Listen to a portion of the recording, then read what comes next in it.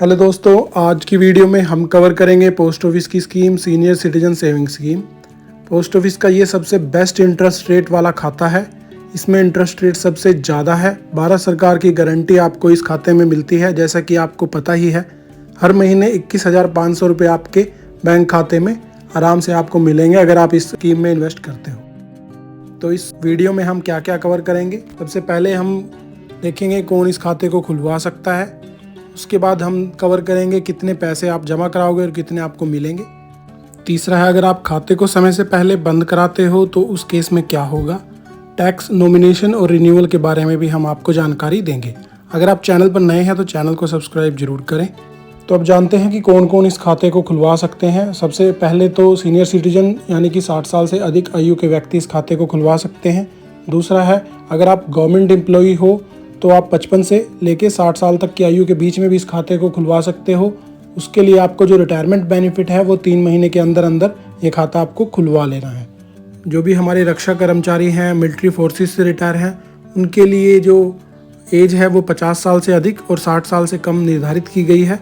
उसमें भी retirement benefit मिलने के 3 महीने के अंदर आपको ये खाता खुलवा लेना है। अगर किसी कर्मचारी की मृत्यु हो गई है और उसकी एज 55 साल तक की थी तो सेवा काल के दौरान मृत्यु होने पर जो बेनिफिट्स उसके स्पाउस को मिलते हैं तो वो भी इस खाते में योजना में निवेश कर सकते हैं। खाता जो खोला जाता है, अगर आप जॉइंट खुलवाते हो तो हस्बैंड और वाइफ स्पाउस बेसिस पर ही ये खाता जॉइंट खोला जा सकता है। जो कि निवेश है वो हमेशा पहले जो आपका फर्स्ट डिपॉजिटर होगा उसके हिसाब से ही काउंट किया जाएगा। अब हम बात करते हैं ये खाता आप कितने रुपए से खुलवा सकते हैं। तो मिनिमम जो है वो 1000 रुपये से ये खाता खोला जा सकता है। अधिकतम आप 30 लाख रुपए इस खाते में जमा करा सकते हैं। इसके हिसाब से ही आपको इसका ब्याज मिलता है। अगर कोई व्यक्ति 30 लाख रुपए से ज़्यादा इस खाते में जमा कर देता है तो उसको वो राशि तुरंत वापस की जाती है। उस केस में आपको जो वापस की गई राशि है उस पर सिर्फ सेविंग का ब्याज ही मिलता है। अगर हम बात करें 80C के निवेश के बारे में तो ये उसके लिए एलिजिबल है। आप इसमें जितना भी निवेश करते हो उसको आप इनकम टैक्स की 80C की रिबेट में आप काउंट करा सकते हो। निवेश के बाद अब बात करते हैं ब्याज की। तो इस खाते में जो आपको ब्याज है वो क्वार्टरली पे होता है, हर तिमाही पर आपको मिलता है। ब्याज की जो तिथि है वो 31 मार्च, 30 जून, 30 सितंबर और 31 दिसंबर है। यदि आप तिमाही वाला ब्याज नहीं लेते तो उस पर आपको कोई एक्स्ट्रा बेनिफिट नहीं होगा। इसलिए अच्छा है कि आप उस ब्याज को अपने सेविंग अकाउंट या फिर अपने बैंक खाते में डायरेक्ट जमा कराएं, या आप उसको फर्दर इन्वेस्ट करना चाहते हैं तो आप पोस्ट ऑफिस की RD भी खुलवा सकते हैं। RD में आपको बेनिफिट ये होता है कि उसका जो ब्याज है वो आपको उस इन्वेस्टमेंट पर फिर से मिलता है। इस खाते के अंतर्गत आपको मिलने वाला ब्याज जो है अगर 1 लाख रुपए से ज़्यादा होता है तो आपका TDS जो है वो काटा जाएगा। निर्धारित ब्याज पर आपको TDS भुगतान करना होता है। यदि आप टैक्स एलिजिबिलिटी में नहीं आते तो उसके लिए आप 15G या 15H फॉर्म जो है वो पोस्ट ऑफिस में जमा करा सकते हैं। उसके बाद आपका कोई TDS नहीं काटा जाएगा। अभी अप्रैल है तो आप फाइनेंशियल ईयर की स्टार्टिंग में ही ये जमा करा सकते हैं, जिससे आपको पूरे साल इसका बेनिफिट मिलता है। अब बात करते हैं कि कितने रुपए जमा कराने पर आपको कितना ब्याज मिलेगा। ब्याज दर जो है वो सीनियर सिटीजन अकाउंट में 8.2% है। अगर आप 10 लाख रुपए जमा कराते हैं तो 3 महीने का ब्याज आपका 20,500 रुपये बनता है, जो कि मैच्योरिटी वैल्यू जो है 14,10,000 रुपये हो जाती है। वहीं बात करें अगर आप 15 लाख रुपये जमा कराते हैं, इसका क्वार्टरली इंटरेस्ट 30,750 रुपये बनता है और मैच्योरिटी अमाउंट 21,15,000 रुपये हो जाती है। अगर आप 20 लाख रुपए जमा कराते हैं तो 41,000 क्वार्टरली इंटरेस्ट, 25 लाख जमा कराते हैं तो 51,250 और अगर आप 30 लाख जमा कराते हैं तो 61,500 रुपये उसका क्वार्टरली ब्याज बनता है और मैच्योरिटी अमाउंट 42,30,000 हो जाती है। अगर आप इस खाते को समय से पहले बंद कराते हैं तो इसमें कुछ टर्म एंड कंडीशंस हैं, वो आपको पता होनी चाहिए। खाता खोलने की तिथि के बाद किसी भी समय आप इस खाते को बंद तो ज़रूर करा सकते हैं, लेकिन आपको जो ब्याज की हानि होती है उसके बारे में हम बात करेंगे। यदि खाता 1 साल से पहले बंद किया जाएगा तो उस पर कोई भी ब्याज आपको नहीं दिया जाएगा।